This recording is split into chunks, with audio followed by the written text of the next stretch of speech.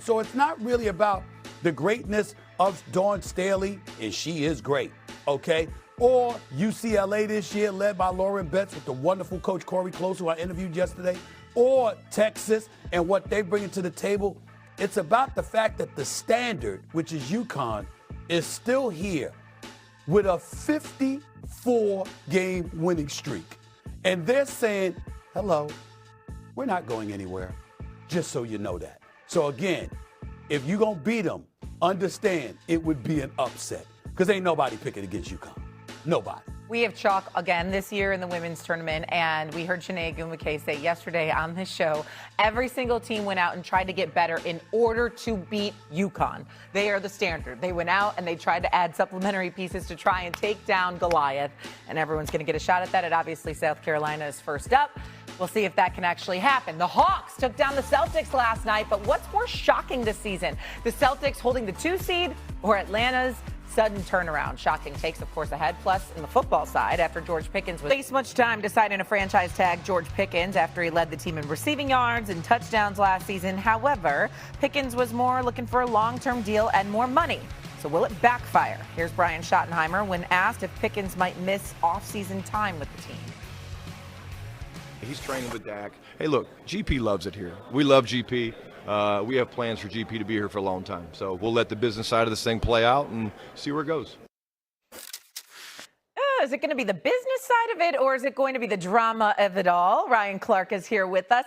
The offseason drama seems to follow the Cowboys, but is it good or bad for the Cowboys, Ryan Clark? I was just before he speaks, I just wanted to say it just makes me emotional that my boys are coming in. You know, it's not football season, and they coming in studio, you know, to see their boy. This is a very, very touching thing because it ain't football season, but my man is here. What up, RC? What up, baby?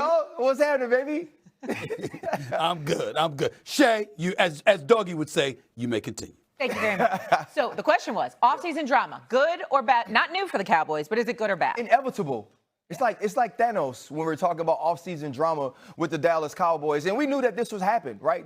The Cowboys are like the most one-step forward, two-step back team in all of football. And they've done some good things. You go get Christian Parker from the Philadelphia Eagles to be the defense coordinator. You acquire Rashawn Gary. The news says that you were trying to get Max Crosby as well. Javonte Williams is signed to get Jacoby Durant at the corner position. But you knew this was going to happen with GP. You knew when you traded for him last year, this was going to happen. And guess what else you did, Dallas Cowboys? Guess what else you did, Jerry Jones? You said last year that the same agent that George Pickens has don't need to be talked to about Micah Parsons, even though now you got to talk to him about George Pickens. And George Pickens is not going to show up. George Pickens is not going to play. He's not going to practice until he gets the deal he has earned. And I repeat it over and over again. David Mulligetta, his agent, always says, I ain't taking $9 on 10, and most times I want 11. Here's the thing that's interesting, and I'm glad RC brought it. I don't disagree with anything you said, RC, but here's the deal. First of all, just to remind people, you're talking about George Pickens. You're talking about a guy that led the Cowboys in targets, receptions, receiving yards, and touchdown catches. He's absolutely bald. And the $27.3 million tag that was placed on him so he doesn't go anywhere, we know he's worth more than that because he's proven that. So let's get that out the way right now. Where the conversation becomes very interesting, RC, however, is that the deal that he wants, the deal that he deserves. I'll lean on you for that in this regard. We just saw what, you know, Jigba got, what he got. We just saw that, right? That's over $40 million, bro. Now, we're not going to sit up here and say definitively that George Pickens deserves more than CeeDee Lamb, who's at 36, are we?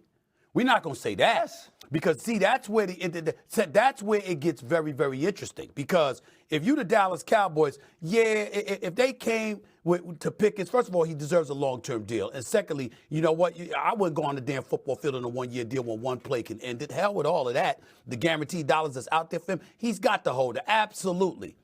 The question is for how much? What are we talking?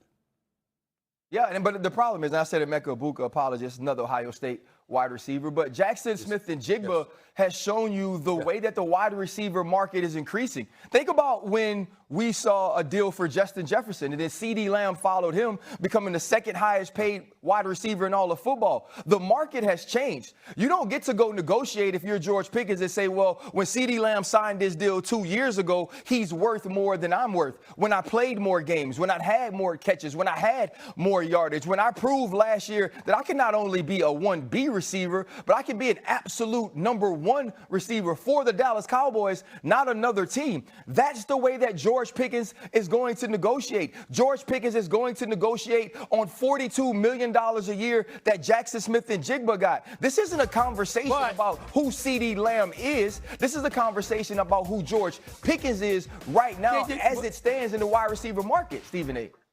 Yeah, RC, but you leaving out an important twist in all of this.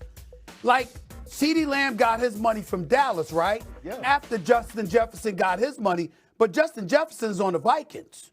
CeeDee Lamb on the Cowboys. The problem with this one is you talk about 2 teammates. You're talking about 2 Cowboys. And so I'm wondering, I'm just saying, I'm wondering what kind of role that's going to play. Again, at the 27, no. But when you start getting up to the 34, 35, 36, in the range that CeeDee Lamb, that's where it gets a bit more interesting to find out. What is George Pickens going to be willing to accept? What is Mulugeta going to be willing to accept, et cetera? That's all I'm saying. But you also got to think, he's not going to look for a deal that's around where we've seen guys like A.J. Brown, where we've seen guys like Garrett Wilson. He's not going to take that deal that puts him on really what would be the 3rd tier of wide receiver per year averages. George Pickens is going to want to be one of the highest